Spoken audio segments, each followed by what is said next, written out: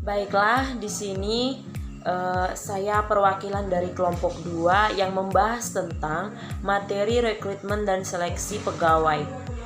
Di sini sebelum kami masuk kepada praktek kami, saya akan menjelaskan sedikit materi tentang materi yang kami bahas, di mana rekrutmen atau seleksi adalah sebuah hakikat yang merupakan proses menentukan atau menarik pelamar yang mampu untuk bekerja di suatu perusahaan, atau lebih singkatnya menyeleksi atau memilih orang yang baik di antara yang baik. Yang kedua, adapun tujuan dari rekrutmen ataupun seleksi ini adalah di mana agar kita mendapatkan orang yang tepat bagi suatu jabatan tertentu dalam perusahaan tersebut.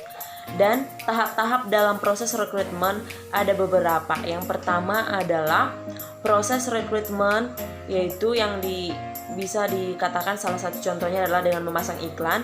Dan yang berikutnya ada seleksi calon karyawan, yaitu kita melakukan seleksi bisa melalui wawancara ataupun bisa dengan melakukan penilaian akhir. Dan yang ketiga, rekrutmen dan pengaruh nilai, yaitu di mana rekrutmen dan pengaruh nilai ini setelah kita melakukan seleksi, kita akan mengambil orang yang terbaik dari rekrutmen atau seleksi. Yang pertama ada pelamar langsung, yang kedua ada lamaran tertulis, ada lamaran berdasarkan orang dalam, ataupun banyak lamaran yang misalnya bisa dari iklan, instansi dan ataupun pemerintahan maupun menurut organisasi profesi. Dan yang berikutnya kendala-kendala yang biasanya sering dihadapi atau yang sering terjadi dalam proses rekrutmen. Yang pertama adalah tentang kita dapat menilai karakteristik organisasinya, tujuan dan kebijakan organisasi atau perusahaannya, dan bisa jadi karena biaya rekrutmen organisasi tersebut juga, dan bisa juga karena lingkungan. Dan yang berikutnya, langkah-langkah atau tahap-tahap rekrutmen ataupun seleksi. Yang pertama adalah kita melakukan analisa jabatan. Yang kedua, kita akan melakukan pemilihan tenaga baru. Dan dalam melakukan pemilihan tenaga baru ini ada beberapa metode-metode yang sebenarnya bisa kita terapkan, nanti akan dibahas dalam presentasi kami. Dan yang berikutnya, adapun tujuan dari seleksi ini adalah dimana karena penting, karena dimana suatu perusahaan harus memiliki karyawan yang sesuai dengan profesi atau kemampuan demi mencapai tujuan perusahaan tersebut. Dan yang berikutnya, cara mengadakan seleksi atau rekrutmen.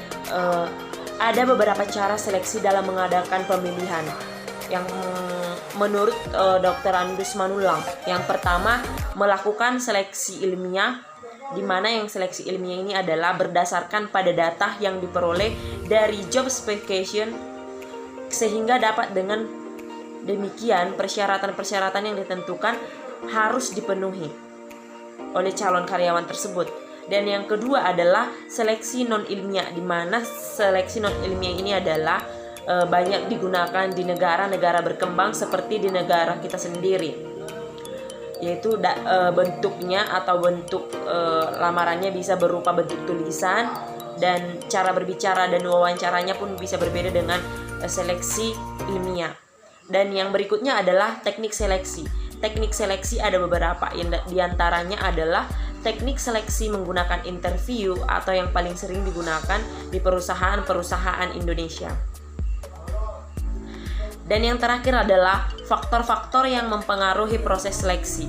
Faktor-faktor yang mempengaruhi jenis seleksi ini menurut seorang ahli Shimamura pada tahun 2004, yaitu yang pertama bisa pada faktor-faktornya bisa berpengaruh terhadap konsekuensi seleksi yang salah diperhitungkan. Dan yang kedua, yang mampu mempengaruhi proses seleksi adalah kebijakan perusahaan.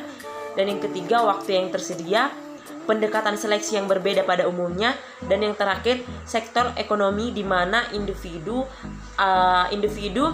akan dipilih baik swasta, pemerintah, ataupun nirlaba juga dapat mempengaruhi proses seleksi.